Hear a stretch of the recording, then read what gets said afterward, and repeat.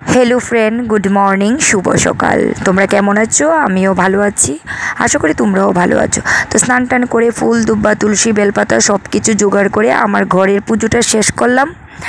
করে তারপর মন্দিরে যাব একটু। তার আগে আমি চুলটা শুকিয়ে নিচ্ছি। আজকে হেয়ার ড্রায়ার ইউজ করব না, চুলটা ভেজা ভেজা থাকলে চুলটার মধ্যে একটু গন্ধ হয়ে যায়, তার জন্য আমি চুলটাকে শুকিয়ে নিচ্ছি। ছেড়ে তো মেয়ে আমার ঘুমাচ্ছে, ওকে ঘুম থেকে তুলবো, ফ্রেশ করাবো, তারপরে খাইয়ে দাইয়ে ওকে স্কুলে পাঠাতে হবে।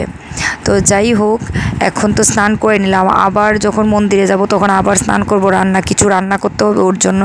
সেদ্ধ ভাত করব আর একটু ডাল করব, খাইয়ে তারপরে ওকে দিয়ে এসে আমি আবার রান্না করব।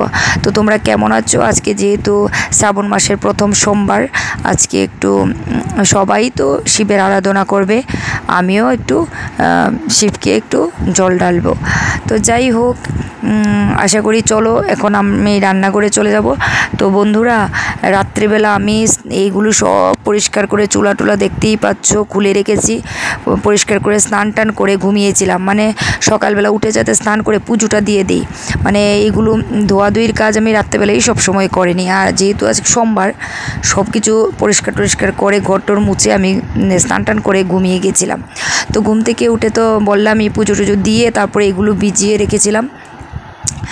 তো আমি আজকে রান্না করব এই মটর দিয়ে আলু দিয়ে করব, আর করব মেয়ের জন্য পনির তরকারি করব, আর মুগ ডাল দিয়ে আর কোয়াশ দিয়ে আজকে রান্না করব, আর করব ওই যে দেখতে পাচ্ছ কারকুলের পুর করব, আর মিষ্টি কুমড়োটা একটু সিদ্ধ দেব, কারণ ওকে কিচ্ছু তো খাইয়ে নিয়ে যেতে পারবো না, স্কুলে যাওয়ার সময় কিচ্ছু ও খেতে চায় না, এক দু গ্রাস চেঁচামেচি করতে করতে ওকে খাওয়াতে হয়। তো চালটা আমি ভিজিয়ে রেখেছিলাম, ভিজিয়ে রাখলে ভাতটা একটু খুব সুন্দর হয়।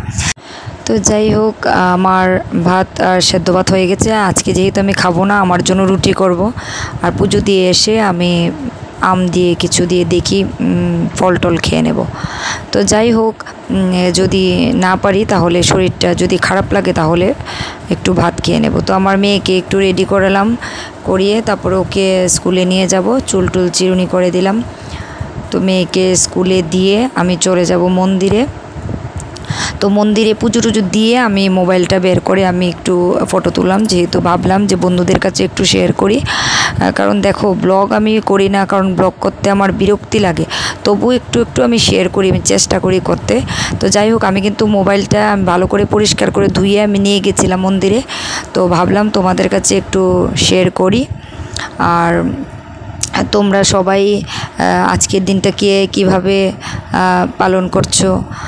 আর আমার দিনটা এইভাবেই গেল। তো সবাই ভালো থাকবে, সুস্থ থাকবে, আশা করি তোমাদের কাছ থেকে আরও ভালোবাসা পাবো আমি। চলো, টাটা।